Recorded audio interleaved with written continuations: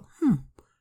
Who else is in this crowd? Oh, Iski, come down here. Let me holler at you. Let me get some bread from you. She enlists her help and convinces her to bet her life on this game. That means if she loses the title to her family, she loses everything, she loses all her bread, and guess what? They get the pick who she marries, who she fucks, who she lives with, how many kids she's gonna have, whatever. Nigga! On your neck, get up. Oh, bitch! Somebody bop his ass, please. You gotta stop that. Come on.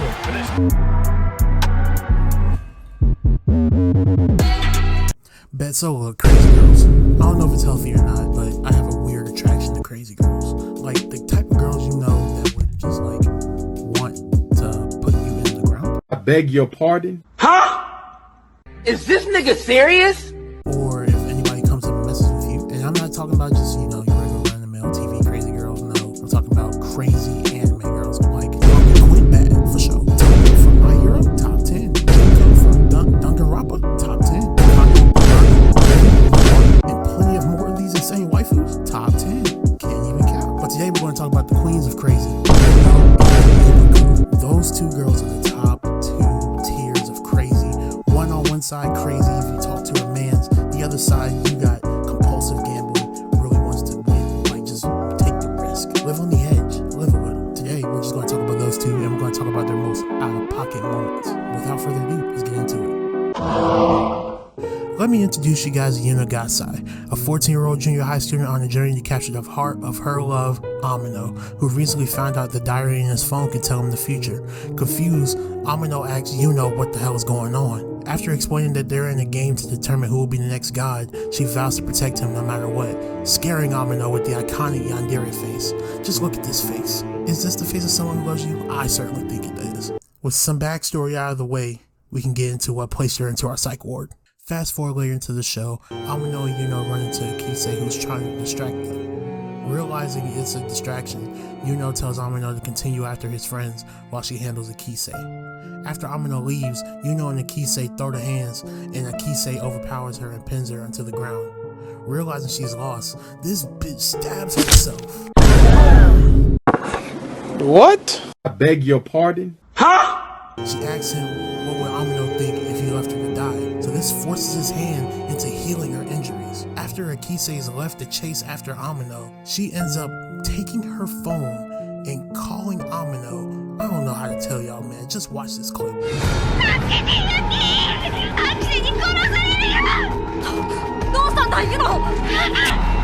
無差別日記にはユッキー自身のことは書いてないけど、私の日記には書いてある。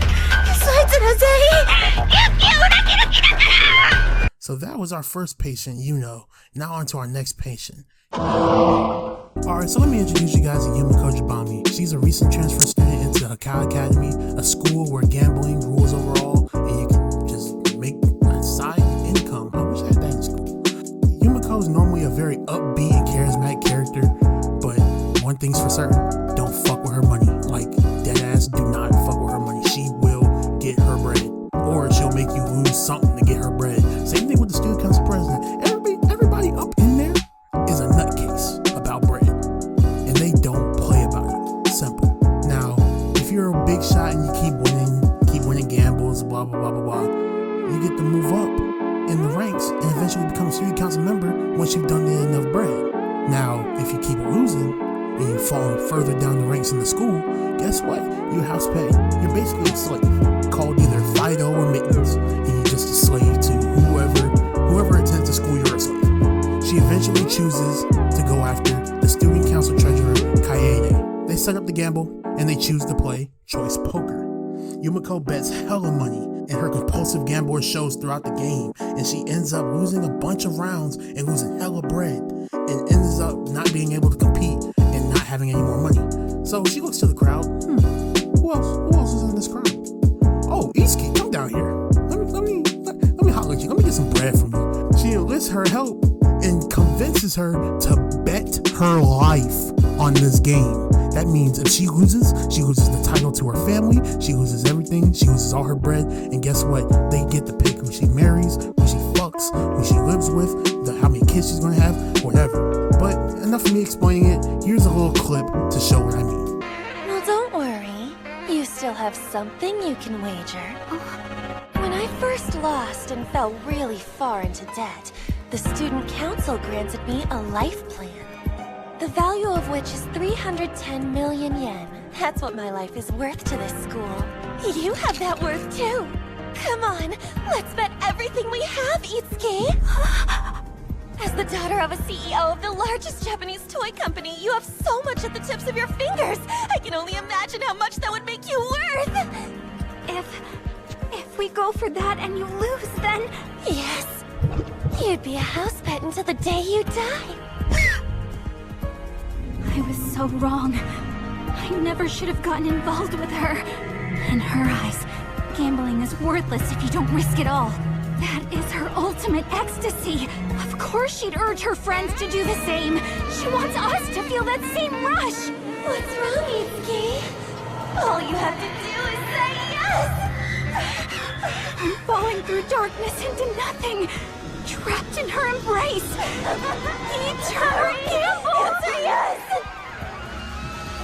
After all that goes down, that scares Itsuki to her fucking core. She's literally shaking. But Yumiko sits down and goes like, if you can't take a risk on a hand like this, then you're not ready to reach these heights. Itsuki ends up having an internal conflict, which makes her resolve boil up inside. Once she reaches her peak, she ends up biting her fucking fingernails off. Itsuki ends up raising Kaede her life, and Kaede tries to reject the raise, asking the dealer what does she think, and the dealer goes like, I accept the raise. But Kaede's like, what right do you have? Only for the dealer to reveal that it's the fucking president, and she was there the entire damn time while everybody else thought she was away on business. This leaves Kaede stunned, and he asks, what the hell are you doing here? And she's like, I did all this so I can see the look on your fucking face. It's priceless. At the end of the day, Kaede ends up betting more than them, and they lose the betting round, so Kaede gets to choose. This causes Itsuki to go off the deep end, basically freaking the fuck out and just losing her mind. So the showdown round begins, and Kaede shows off his 3 of a kind. But Yumiko sits there with the Birdman hand rub going like, yeah, yeah boy. So basically, then she shows her hand, it jacks over his 8s, and they end up winning. And this man Kaede loses his mind. His inner self is freaking out so damn bad that his glasses break from the stress, and his hair turns snow white. So yeah, that was our talk about Crazy Girls.